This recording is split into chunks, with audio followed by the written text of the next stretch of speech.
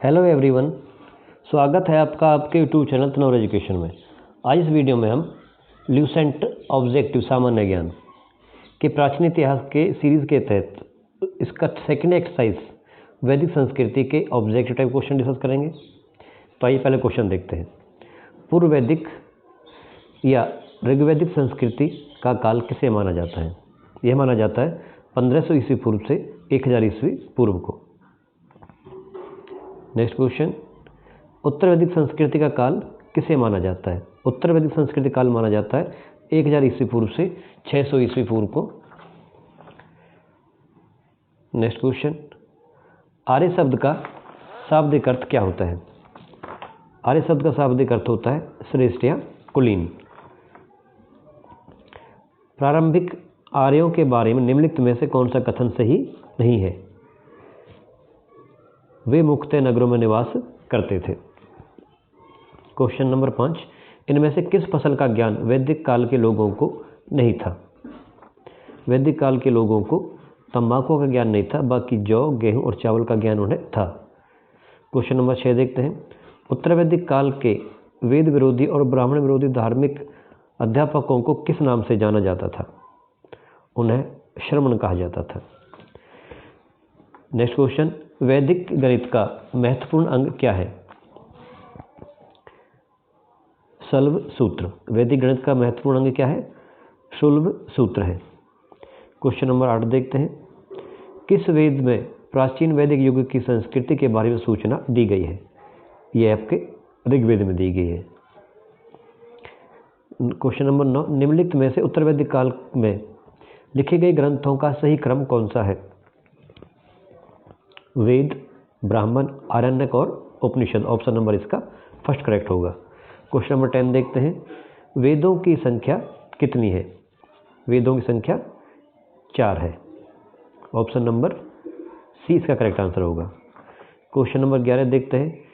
कौन से 3 वेद संयुक्त रूप से त्रयी या वेदत्रयी कहलाते हैं? ये आपके ऋग्वेद, यजुर्वेद और सामवेद है। ऑप्शन नंबर ए करेक्ट होगा। क्वेश्चन नंबर 12 देखते हैं।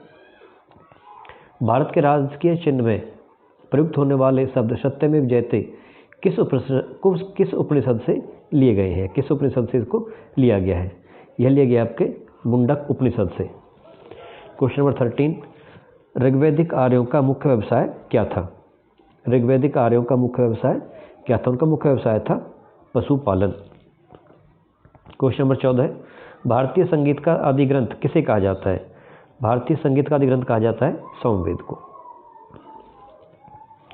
प्रथम विधि निर्माता कौन है?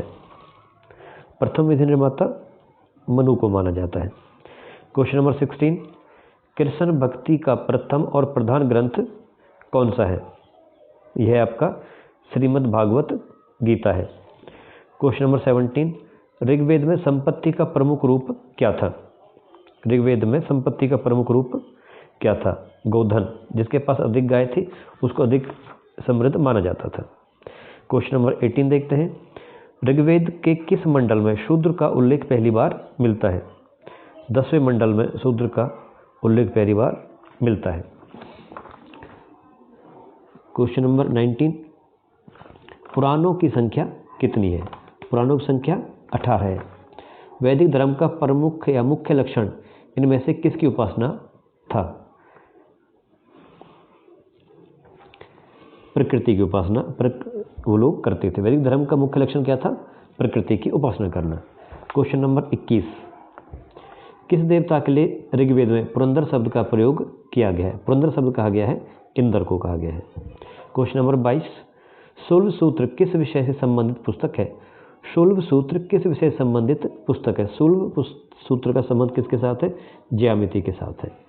क्वेश्चन नंबर 23, अस्तो माँ सदगम्य, तस्मो माँ ज्योतिर्गम्य, मृत्यो माँ अमृतम गम्य कहाँ से लिया गया है?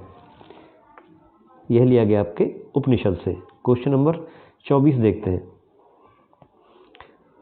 आर्य भारत में बाहर से आए और सर्वप्रथम बसे थे कहाँ पर?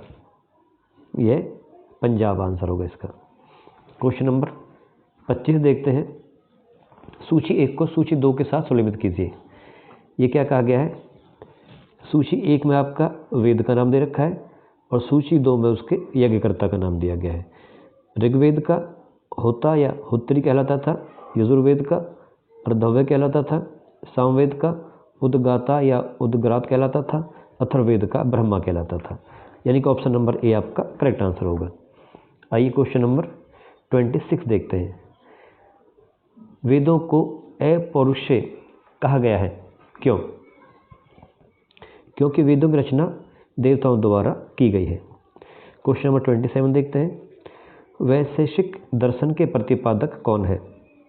इन्हें उलूक कणद माना जाता है। Option number C correct answer होगा। वैशेषिक दर्शन के प्रतिपादक कौन है? उलूक कणद। Question number 28। मीमांसा या पूर्व मीमांसा दर्शन के प्रतिपादक कौन है? मीमांसा या पूर्व मीमांसा दर्शन के प्रतिपादक है जैमिनी। Question number 19। वेदांत या उत्तर मीमांसा दर्शन के प्रतिपादक किसे माना जाता है? यह माना जाता है आपके बादरायन को। वेदांत या उत्तर मीमांसा दर्शन के प्रतिपादक कौन है? बादरायन है। Question number 30। ऋग्वेद का कौन सा मंडल पूर्णतः सोम को समर्पित है? 9वां मंडल पूर्णतः सोम को समर्पित है। ऑप्शन नंबर सी करेक्ट होगा। आइए क्वेश्चन नंबर 31 देखते हैं। प्रसिद्ध 10 राजाओं का युद्ध दासराज युद्ध किस नदी के तट पर लड़ा गया था? यह लड़ा गया था आपके परुषणी नदी के किनारे पर। ऑप्शन नंबर डी करेक्ट होगा। Question number 32। धर्मशास्त्रों में भूराजस्व की दर क्या थी? धर्मशास्त्रों में भूराजस्व की दर क्या थी? 1/6 थी। Question number 33। 800 ईसा पूर्व से 600 ईसा पूर्व का काल किस युग से जुड़ा हुआ है? यह आपके ब्राह्मण युग से जुड़ा हुआ है। ऑप्शन नंबर ए करेक्ट होगा। क्वेश्चन नंबर 34 देखते हैं। किस काल में अछूत की अवधारणा स्पष्ट रूप से उदित हुई थी?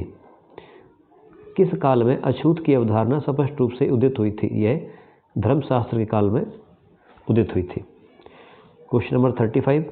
एशिया माइनर स्थित बोगाज कोई का महत्व इसलिए है कि ऑप्शन नंबर ए, वहाँ जो अभिलेख प्राप्त हुए उनमें 4 वैदिक देवताओं इंद्र, वरुण, मित्र, नासत्य का उल्लेख मिलता है। ऑप्शन नंबर ए करेक्ट होगा। Question number 36। गायत्री मंत्र देवी सवित्री को संबंधित है या संबोधित है, यह किस पुस्तक में मिलता है? गायत्री मंत्र मिलता है आपके ऋग्वेद में। 37। न्याय दर्शन को प्रचारित किया गया था किसके द्वारा? चारवाक ने, गौतम ने, कपिल ने या जैमिनी ने? इसको किया था गौतम ने। Question number 38। प्राचीन भारत में निष्क से जाने जाते थे, यानी कि निष्क के नाम से क्या चीज़ प्रसिद्ध थी? स्वर्ण आभूषण को निष्क कहा जाता था। निष्क किसको कहते थे? सोने के बने आभूषण को निष्क कहते थे। Question number 39। योग दर्शन के प्रतिपादक कौन है?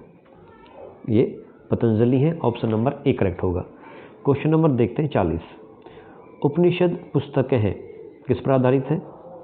उपनिषद पुस्तकें दर्शन पर आधारित है। ऑप्शन नंबर डी करेक्ट होगा। उपनिषद पुस्तकें किस पर आधारित है? दर्शन पर आधारित है। आइए क्वेश्चन नंबर 41 देखते हैं। सूची 1 को सूची 2 के साथ सुलभित कीजिए एवं नीचे दिए गए कूट की सहायता से सही उत्तर का चयन कीजिए। यह लिखा हुआ है ऋग्वेद का संबंध किससे है? स्रोत एवं प्रार्थनाओं के साथ है। यजुर्वेद का संबंध किसके साथ है? स्रोत एवं कर्मकांड के साथ है। सोमदेव का संबंध किससे है? सोमवेद का संगीत के स्रोत है। और अथर्ववेद का तंत्र मंत्र एवं वशीकरण से है। यानी कि ऑप्शन नंबर ए आपका करेक्ट आंसर हो जाएगा। क्वेश्चन नंबर 42 देखते हैं। आरंभिक वैदिक साहित्य में सर्वाधिक वर्णित नदी कौन सी है? सिंधु नदी है। Question number 43। उपनिषद काल में राजा अश्वपति शासक थे, कहाँ के थे? वो केकई के शासक थे। केकई जगह है, वहाँ के शासक थे। Question number 44। अध्यात्म ज्ञान के विषय में नचिकेता और यम का संवाद किस उपनिषद में प्राप्त होता है? यह आपका कंठोपनिषद में प्राप्त होता है। कंठोपनिषद में क्या दे रखा है? नचिकेता और यम के संवाद का लेखा जोखा है। Question number 45। वैदिक नदी कुभा या काबुल का स्थान कहाँ निर्धारित होना चाहिए? ये आपका अफगानिस्तान में निर्धारित होना चाहिए। क्वेश्चन नंबर 46, कपिल मुनि द्वारा प्रतिपादित दार्शनिक प्रणाली कौन सी है? कपिल मुनि ने सांख्य दर्शन दार्शनिक प्रणाली का प्रतिपादन किया था। क्वेश्चन नंबर 47, भारत के किस स्थल की खुदाई से लौह धातु के प्रचलन के प्राचीनतम प्रमाण मिलते हैं या मिले हैं? यह आपका अंतरजीखेड़ा से प्राप्त हुए। ऑप्शन नंबर डी करेक्ट होगा। आइए क्वेश्चन नंबर 48, निम्नलिखित में से किसका संकलन ऋग्वेद पर आधारित है? यह आपके सोमवेद का संकलन ऋग्वेद पर आधारित है। क्वेश्चन नंबर 49, निम्नांकित में कौन प्रस्थानत्रयी में शामिल नहीं है? निम्नांकित में से कौन प्रस्थानत्रयी में शामिल नहीं है? भागवत गीता को इसमें शामिल नहीं किया गया है। क्वेश्चन नंबर 50 देखते हैं, कर्म का सिद्धांत संबंधित है किसके साथ? कर्म का सिद्धांत संबंधित है मीमांसा के साथ। क्वेश्चन नंबर 51 देखते हैं, सुनिश्चित कीजिए, उचित मिलान करना है। सबसे पहले दे रखा है अथर्ववेद। अथर्ववेद में क्या दे रखा है? यह आपका औषधियों से संबंधित है। ऋग्वेद ईश्वर की महिमा से संबंधित है। यजुर्वेद बलिदान विधि के बारे में है और सोमवेद का संबंध आपके संगीत से है। तो कौन सा आंसर करेक्ट आंसर है? ऑप्शन करेक्ट होगा इसका ऑप्शन नंबर 1 करेक्ट होगा। क्वेश्चन नंबर 52, चरक संहिता नामक पुस्तक किस विषय से संबंधित है? चरक का संबंध किसके साथ है? चरक संहिता का इसका संबंध आपके चिकित्सा के क्षेत्र से है। क्वेश्चन नंबर 53, यज्ञ संबंधी विधि विधानों का पता चलता है किसके द्वारा? यज्ञ संबंधी विधि विधानों का जानकारी मिलती है हमें यजुर्वेद से। क्वेश्चन नंबर 54 देखते हैं, वैदिक युगीन सभा। वैदिक युगीन सभा किसको कहा जाता है? वो थी आपकी मंत्री परिषद थी। क्वेश्चन नंबर 55, वैदिक युग में प्रचलित लोकप्रिय शासन प्रणाली कैसी थी? वैदिक युग में कैसी प्रणाली थी? गणतंत्र था। क्वेश्चन नंबर 56, सबसे प्राचीन वेद कौन सा है? सबसे प्राचीन वेद माना जाता है आपके ऋग्वेद को। क्वेश्चन नंबर 57, निम्नलिखित में से कौन भारतीय दर्शन का आरंभिक विचारधारा है? सांख्य दर्शन। भारतीय दर्शन की आरंभिक विचारधारा कौन सी मानी जाती है? सांख्य दर्शन को माना जाता है। क्वेश्चन नंबर 58, सांख्य, योग, न्याय, वैशेषिक, मीमांसा एवं वेदांत, इन 6 विभिन्न भारतीय दर्शनों की स्पष्ट रूप से अभिव्यक्ति हुई है किस युग में? वैदिक युग में इनकी अभिव्यक्ति हुई है। क्वेश्चन नंबर 59, निम्नलिखित में वह दस्तकारी कौन सी है जो आर्यों द्वारा व्यवहार में नहीं लाई गई थी? उन्होंने लोहारगिरी या लोहार का काम उन्होंने नहीं किया था। आइए क्वेश्चन नंबर 60 देखते हैं। फिर वो ये सुनिश्चित करना है आपके आयुर्वेद का संबंध,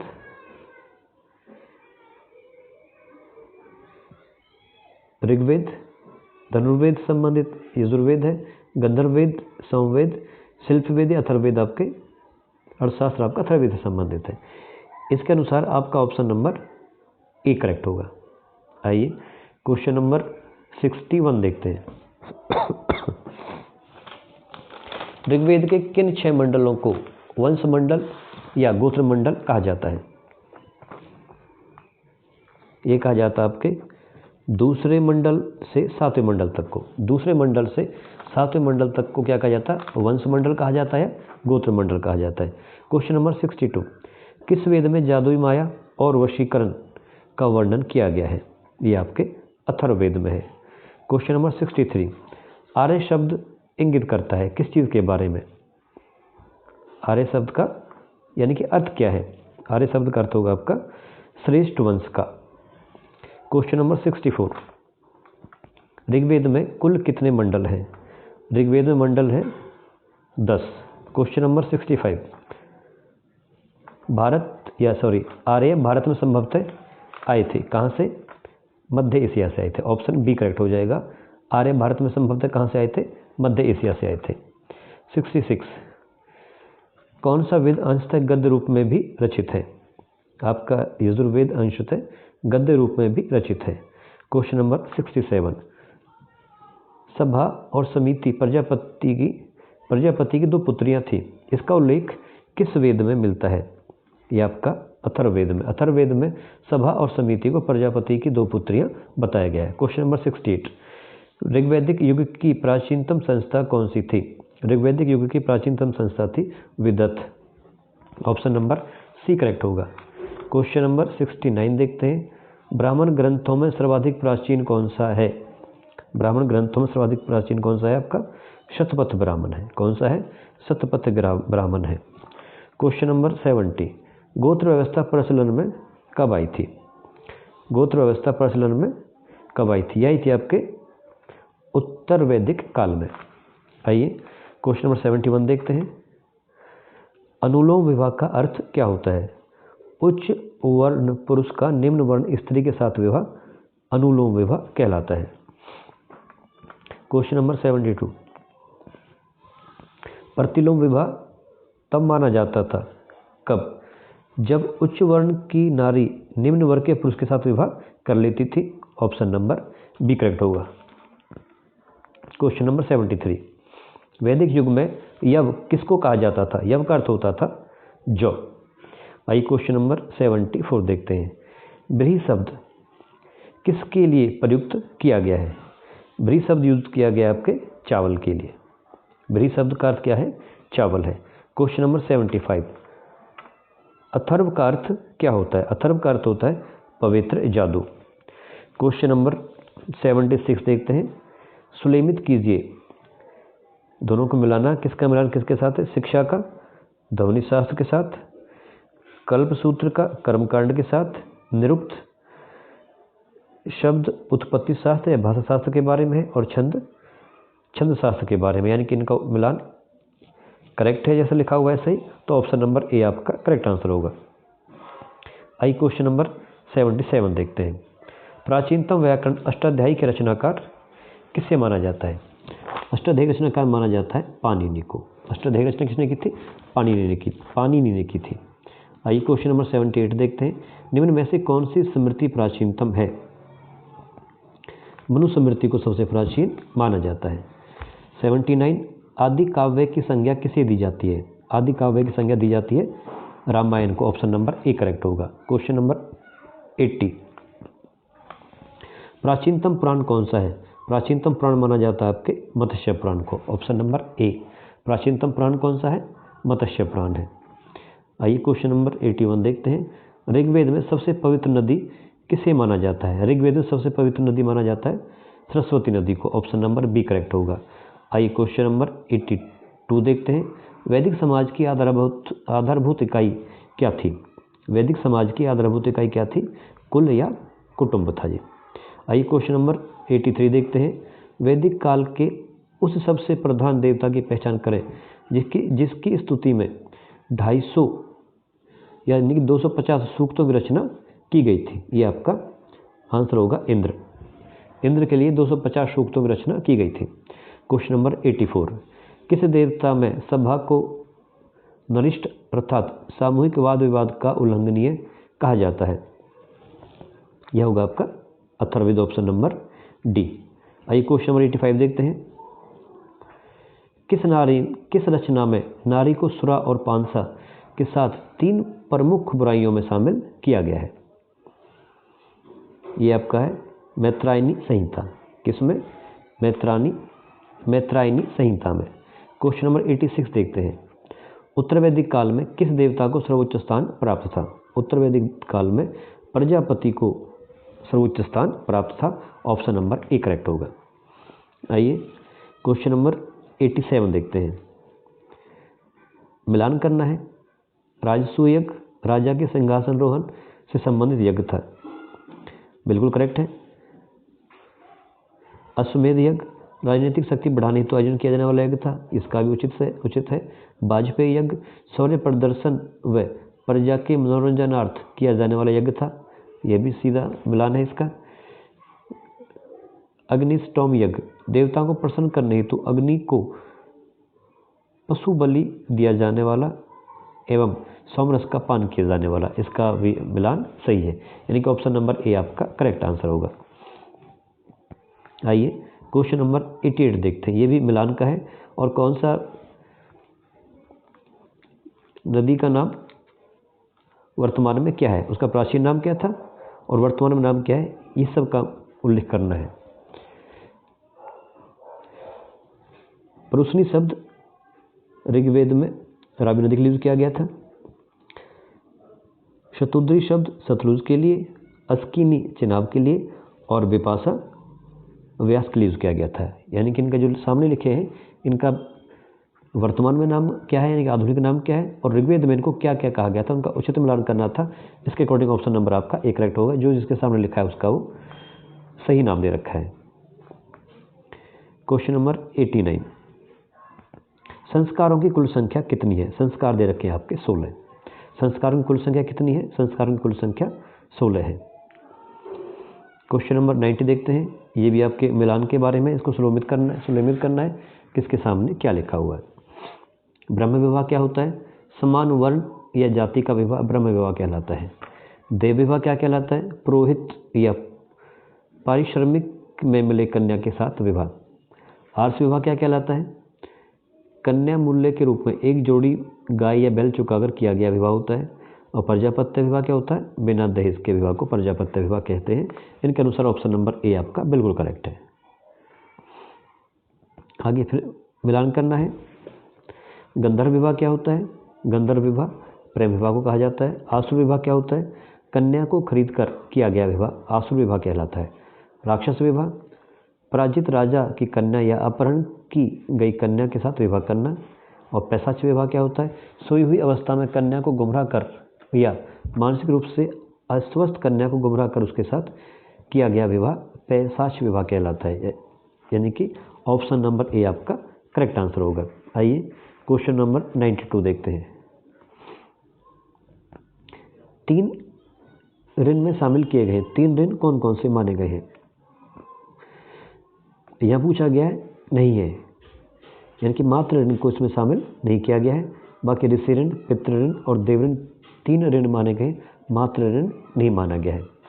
93 ऋग्वैदिक काल से संबंधित मृदभांड संस्कृति है। गेरुवर्ण मृदभांड ओसीपी संस्कृति, ऑप्शन नंबर ए करेक्ट होगा। आइए क्वेश्चन नंबर 94 देखते हैं। उत्तर वैदिक काल से संबंधित मृदभांड संबंधित है। 94 का आंसर होगा चित्रित धूसर मृदभांड, PGW भी कहते हैं शॉर्ट में। Question number 95